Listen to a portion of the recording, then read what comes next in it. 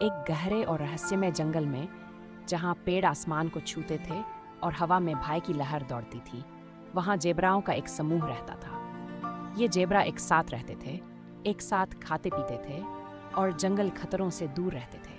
उनका नेता जोरो एक शक्तिशाली और बुद्धिमान जेबरा था, जो हमेशा अपने समूह की सुरक्षा सुनिश्चित करता था। एक दिन जब जेबरा जंगल के एकांत भाग में भोजन की तलाश कर रहे थे, तो अचानक वातावरण में एक अजीब सी खामोशी छा गई। पेड़ों के पीछे से काले और गहरे शेरों की आंखें चमकने लगीं।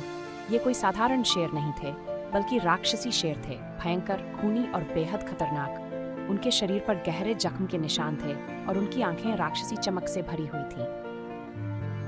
ये राक्षसी शेर जंगल के सबसे बड़े अत्याचारी थे और उनका केवल एक ही लक्ष्य था, शिकार करना। जब जेब्रा को इसका एहसास हुआ तो उनके दिल की धड़कनें तेज हो गईं। जोरो ने तुरंत अपने समूह को चेतावनी दी, भागो, ये राक्षस शेर है, इनसे सावधान रहो। लेकिन समूह में सबसे कमजोर युवा जेब्रा जेना पीछे रह गया।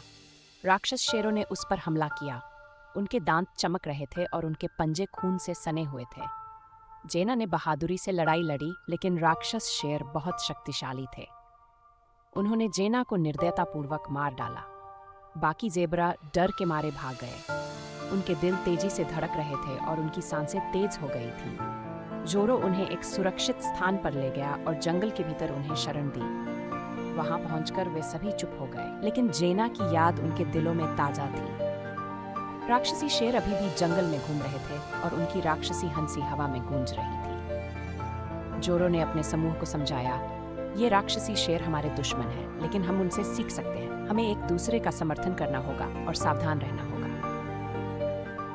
उस दिन के बाद से जेब्रा हमेशा एक दूसरे का ख्याल रखने लगे। वे जानते थे कि जंगल में हर कदम पर खतरा छिपा है और केवल एकता और सतर्कता ही उन्हें बचा सकती है। राक्षसी शेर अभी भी जंगल में घूमते थे, लेकिन जेब्राओं ने उनसे डरना सीख लिया था।